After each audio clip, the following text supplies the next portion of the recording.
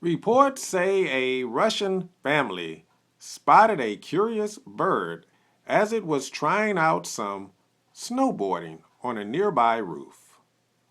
According to reports, the crow was surfing using a round lid from a jar and was then returning to the rooftop carrying its equipment in its beak. It was even nudging the lid if it stuck in the snow, according to reports. A crow's ability to operate different tools have been known for a long time. Breaking internet radio news. Skatecrow, Russian roof surfing bird, caught on tape. You hear it here first. Internet radio blog.